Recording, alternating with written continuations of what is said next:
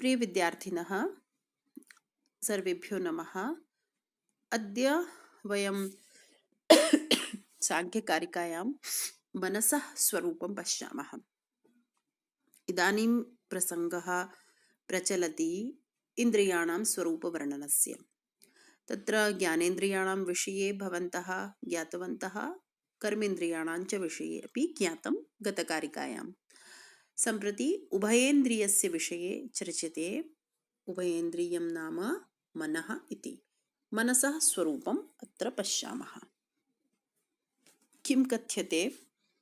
उभयात्मकमत्र मनः, संकल्पकमिन्द्रियं च साधर्म्यात्, गुणपरिमाणविशेषान्नानात्वं बाह्यभेदाश्च। अन्वयं पश्यन्तु। अत्र मनः उभयात्मकं, संकल्पकं, साधर्म्याच्च इंद्रियं, गुणपरिणामविशेषात् नानात्वं बाह्यभेदाश्च। अर्थम् अवगच्छन्तु। किमुक्तम्? एकादशेन्द्रिय मध्ये, यतोहि प्रसङ्गः चलति इन्द्रियाणां विषये, अतः कुत्र? अत्र नाम एकादशेन्द्रिय मध्ये मनः कथम् उभयात्मकम्? उभयात्मकं नाम बुद्धीन्द्रियेषु बुद्धीन्द्रियवत्, कर्मेन्द्रियेषु कर्मेन्द्रियवत्। कस्मात्? यतोहि मनः बुद्धीन्द्रियाणां प्रवृत्तिं कल्पयति, तथैव कर्मेन्द्रियाणाम् अपि प्रवृत्तिं कल्पयति। तस्मात् उभयात्मकं मनः। अग्रे संकल्पकं मनः। संकल्पकम् अर्थात् मनः करोति किं? संकल्पयति इति। मनसो लक्षणमेव इदं। संकल्पविकल्पजनकत्वं, संकल्पत्वं वा। मनसः वृत्तिः का? संकल्पवृत्तिः इति। संकल्पात्मकेन धर्मेण वस्तुस्वरूपं सम्यक् कल्पयति मनः, सविकल्पकज्ञानविषयी करोति इति। चक्षुरादिना यद् आदौ विशेषणविशेष्यभावरहितनिर्विकल्पकं स्वरूपं गृहीतं भवति, तत् मनः किं करोति? सविकल्पकज्ञानविषयी करोति। अग्रे कथ्यते साधर्म्याच्च इन्द्रियं। मनः इन्द्रियं। कस्मात्? तर्हि उच्यते साधर्म्यात्, समानधर्मभावात्। सात्विक अहंकारात् बुद्धीन्द्रियाणि कर्मेन्द्रियाणि मनसा सहोत्पद्यमानानि मनसः साधर्म्यं प्रति। तस्मात् साधर्म्यात् मनोपि इन्द्रियम्। एवं एतानि एकादशेन्द्रियाणि सात्विकात् वैकृतात् अहंकारात् उत्पन्नानि। तत्र सर्वेषु समानधर्माः, अतः साधर्म्याच्च इन्द्रियम्। अग्रे एकः विषयः इतोपि वर्तते, गुणपरिणामविशेषात् नानात्वं। प्रश्नः भवति, कथं सात्विक अहंकारात् एकस्मात् एकादशेन्द्रियाणि प्रवर्तन्ते? किमर्थम् इन्द्रियेषु भेदः भवति? तर्हि उत्तरं दीयते, गुणपरिणामविशेषात् नानात्वं।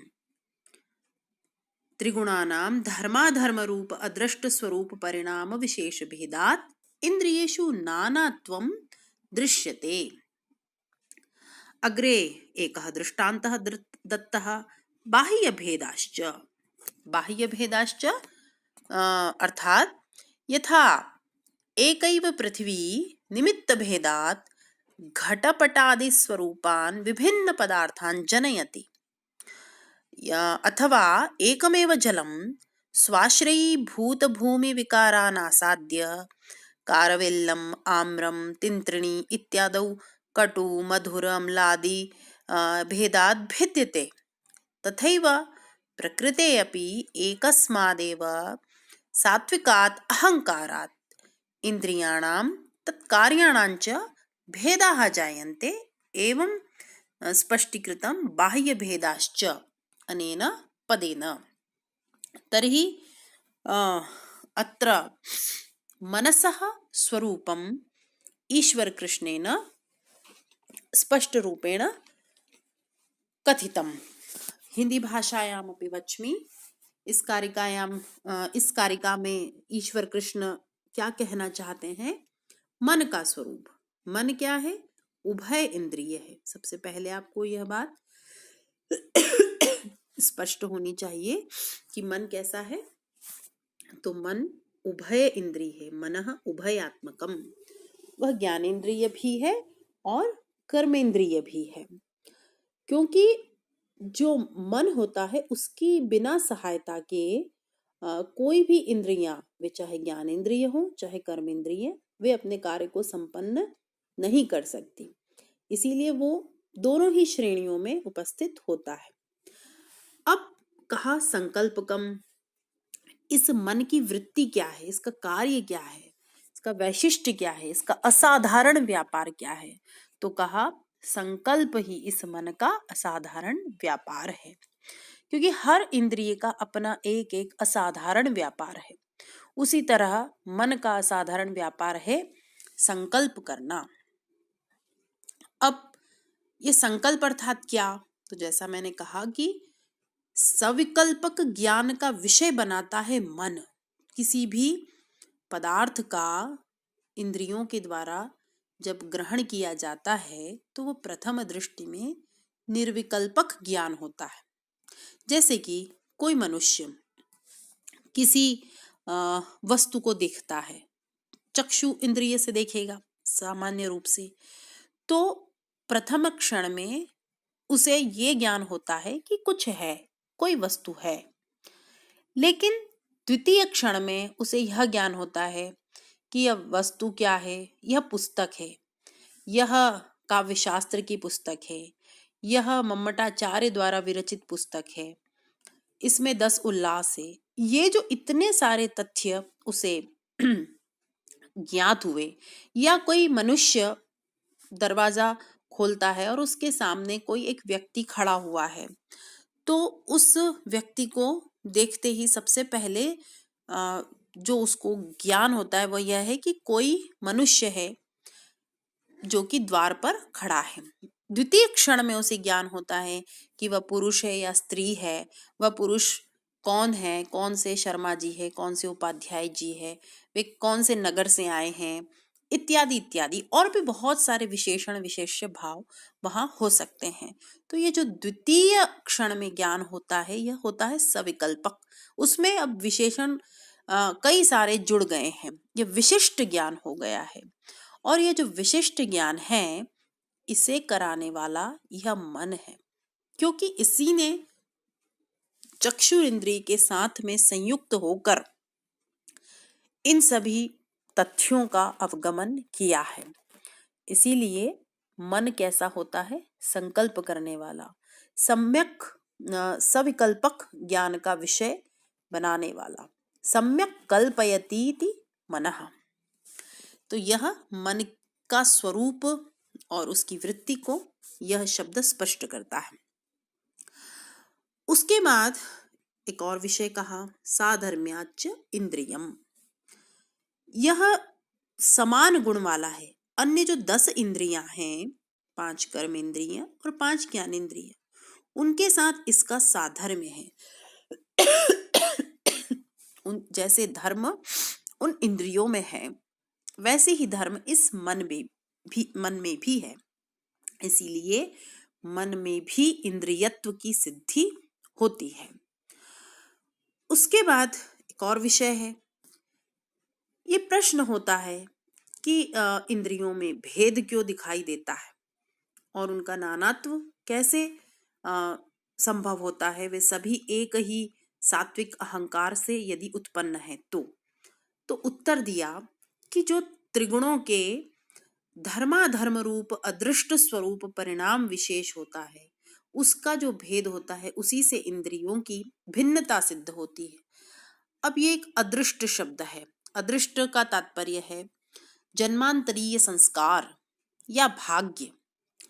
तो जो प्राणियों के विभिन्न अदृष्ट होते हैं, जो उनका भाग्य जो हम कहते हैं, वो शब्द स्पर्श आदि विषयों के, सुख दुख के साक्षात्कार रूप उपभोग के संपादक होते हैं। जैसा जैसा हमारा अदृष्ट है, जैसे हमारा भाग्य है, वैसा वैसा हमें इस जीवन में शब्द स्पर्श आदि विषयों का सुख या दुख का भोग प्राप्त होता है। इसीलिए ये जो अदृष्ट तत्व है, यह भी क्या होता है, कारण होता है, सहकारी कारण बनता है। प्रत्येक कार्य के पीछे ये हमारा अदृष्ट जो है, ये कारण के रूप में संयुक्त होता है। तो इसमें उत्तर देते हैं कि यह जो अदृष्ट है, ये जो सहकारी कारण है, यह इस पूरे परिणाम को प्रभावित करता है। इसीलिए नानात्व दिखाई देता है। और इंद्रियां जो है, उनको हम भिन्न भिन्न रूप में देख पाते हैं। अर्थात जैसा शब्दोपभोग संप्रवर्तक जो अदृष्ट है, उसका सत्वादि गुण विमर्द जन्य जो भेद होगा, उससे विशिष्ट जो अहंकार होगा, उससे श्रोत्रेंद्रिय की उत्पत्ति होगी। लेकिन इसी के स्थान पर जब स्पर्शोपभोग संप्रवर्तक अदृष्ट होगा, तो उससे स्पर्शन इंद्रिय की उत्पत्ति होगी। और जो ये अदृष्ट का भेद है, यह भी गुणों का ही परिणाम है। तो यह जो हमारा भाग्य होता है, यह उन सत्वादि गुणों के साथ में जुड़ करके और इंद्रियों में नानात्व को उत्पन्न करता है। और उसके पश्चात एक बहुत ही सुंदर दृष्टांत दिया कि जैसे जो पृथ्वी होती है, वो मिट्टी पृथ्वी वह एक ही है, लेकिन उसी मिट्टी में घट पट इत्यादि समस्त पदार्थ उत्पन्न होते हैं। और जैसे एक ही जल होता है, वह अगर करेले के बीज पे गिरता है तो कड़वा हो जाता है, आम के पादप पे, वृक्ष पे गिरता है, उसका सिंचन करता है तो उस फल में वही जल मधुर रूप में प्राप्त होता है, तिंत्रिणी इत्यादि में वो अम्ल हो जाता है। तो इसी तरह इस एक सात्विक अहंकार से इंद्रियों के कार्यों में नानात्व दिखाई देता है और भेद दिखाई देता है। तो जैसा जैसा आश्रय होगा, जैसे जैसा अदृष्ट का अधिष्ठान होगा, वैसा वैसा परिणाम देखने को प्राप्त होगा। तो इस तरह से इस कारिका में जो है मन का स्वरूप स्पष्ट किया गया है। और एक ही सात्विक अहंकार से ये जो भिन्न भिन्न व्यापार वाली 11 इंद्रियां हैं, यह कैसे उत्पन्न होती है, इसका उत्तर कारिका के इस उत्तरार्ध वाले भाग में दिया है। तो यहाँ हमने देखा मन के स्वरूप के लिए 2-3 बातें कही कि मन कैसा है, उभयात्मक है, संकल्प वृत्ति वाला है, और वह इंद्रिय है। क्यों? क्योंकि उसमें अन्य 10 इंद्रियों के समान धर्म दिखाई देते हैं। तो यहाँ पर मैं ऐसा समझती हूँ कि आपको मन अर्थात उभयेंद्रिय मन का स्वरूप स्पष्ट हुआ है। आज हम बस इतना ही पढ़ेंगे और यहीं कक्षा को समाप्त करेंगे। और अगली कक्षा में हम जो इंद्रियों के और भी असाधारण व्यापार गुण धर्म और उनके स्वरूप के विषय में जानेंगे। धन्यवाद।